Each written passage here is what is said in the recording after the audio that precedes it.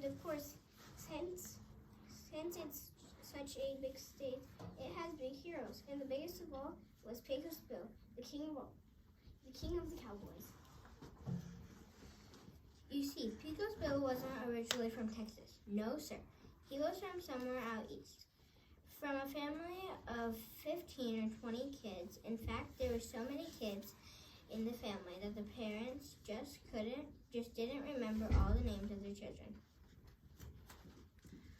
Well, as I heard it, Bill wanted a teddy bear, just like any other kid, but because his family was so poor, they couldn't afford a teddy bear just for Bill. So he decided to go out and get his own. So one day he crawled out of his crib and into the woods. There he found a genuine grizzly bear, which he wrapped up in his arms and took home. Seems like Bill was going to be a little different from everyone else. Our saga begins when one day Bill's parents heard about some new land in the west. They heard that there was plenty of land for families with 15 or 20 children. Hey Ma, here there's plenty of land out in the west for families with lots of children.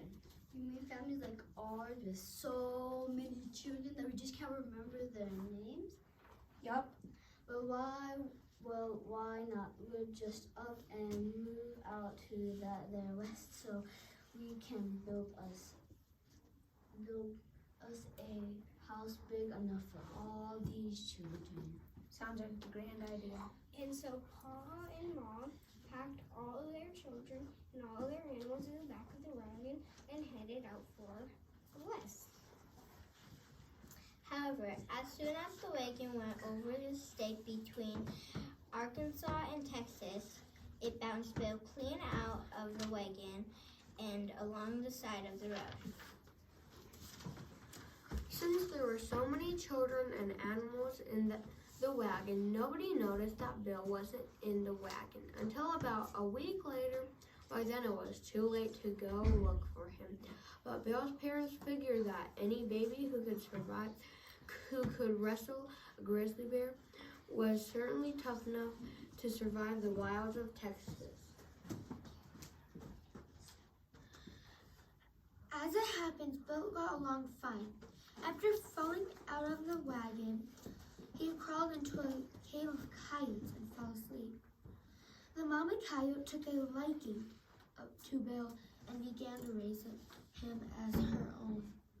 Bill soon learned all the ways of coyote life. He learned how to bay at the moon, how to hunt for rabbits, and how to wrestle with the other coyotes in the den. Pretty soon, Bill was just like a regular coyote. One day, Bill was lapping up some water from the Pecos River along with the other cowboys. That's when a cowboy spotted him. What in tarnation? You're just lapping up water like a regular coyote. Well, that's why I am a coyote. Anyway, since I've never seen a real coyote before. Of course I have, but you're not like any coyote I've ever seen. You look more like a human than you do like a coyote. Well, I am a coyote. I flee just like a coyote, don't I? I don't mean that's what the thing that all coyotes got is a tail.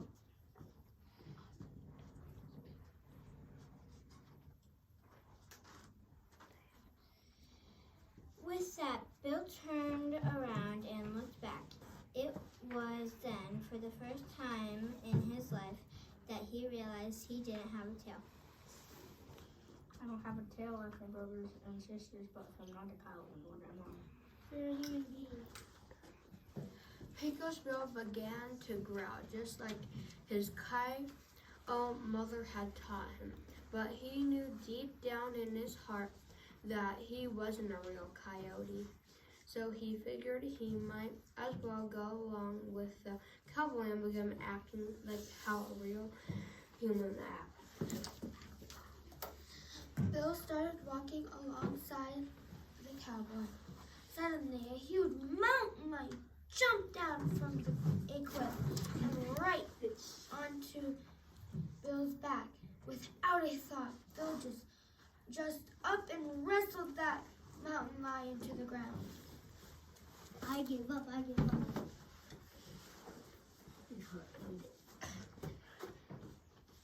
Your hunt days are over. Seeing as how I need to be more like a human, I'll use you like a horse. A horse? Yep, a horse. So let's be on our way. Bill jumped on the back of the mountain lion, and he and the cowboy continued on their way.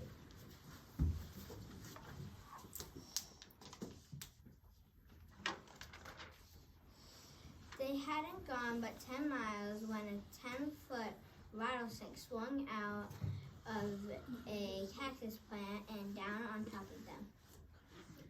Bill jumped off the mountain lion's back and grabbed the end of the snake. He swung the snake round and round his head. As the snake was spinning round and round, it grew thinner and thinner. It also got longer and longer. By the time Bill was done, that 10-foot rattlesnake was 30 feet long.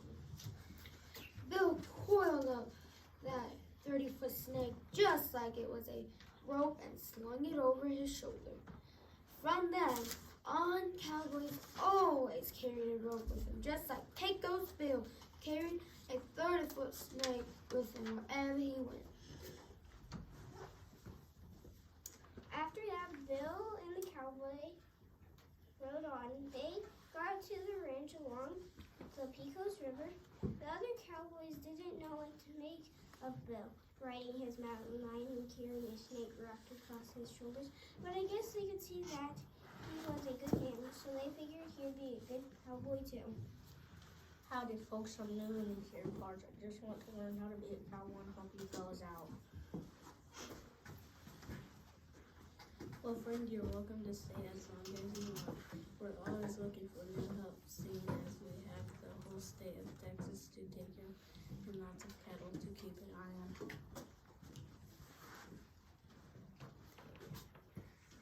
Appreciate that, but what would you like to have me do now? Well, I don't think it's anything you can help us with.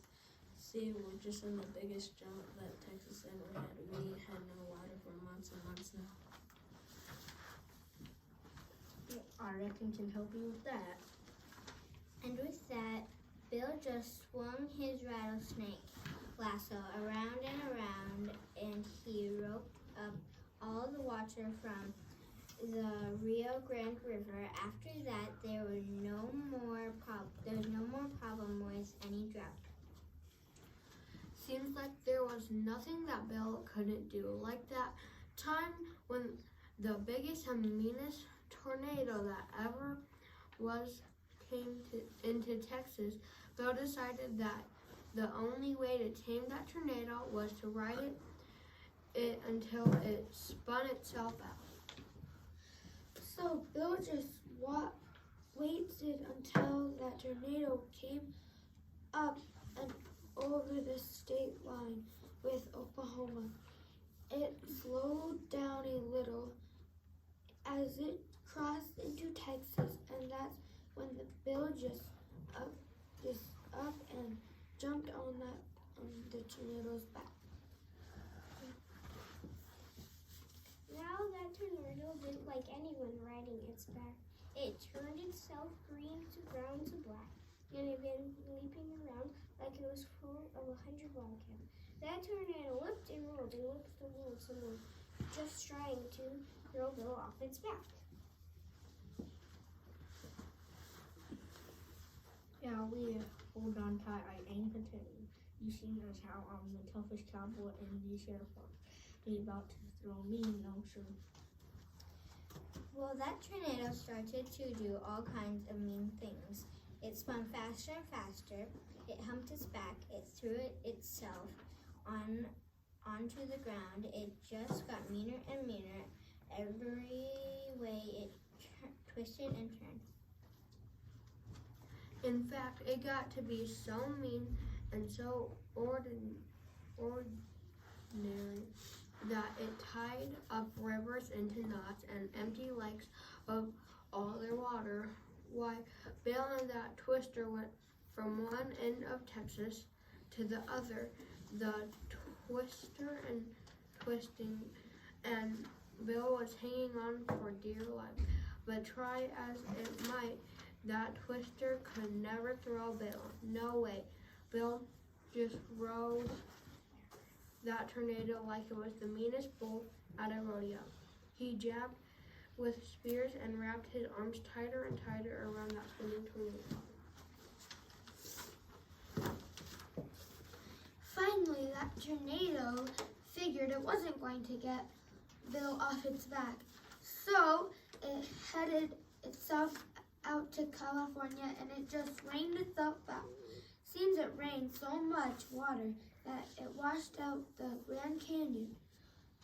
Why, that mean old tornado was worn down to nothing, and by the time they both reached the Pacific Ocean,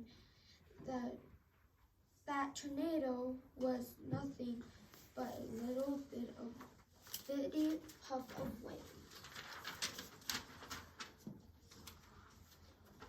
When Bill fell off, he hit the ground so hard that the ground just sank below sea level. Folks in those parts now call that part of California Death Valley. That should teach those tornadoes a thing or two. When Bill got back to Texas, he started to clean up the mess he and that tornado made. When he first climbed on the back of that tornado, Texas had been covered by forests of trees. But now all the land had been swept clean of every single tree from the full force of that wrestling match between Bill and the tornado. And if you go to visit Texas today, you will see lots of wide, open spaces all over the state. Wide open spaces thanks to that wrestling match between the greatest cowboy who ever lived, cowboy there ever was, the meanest, the strongest, and the best there ever was.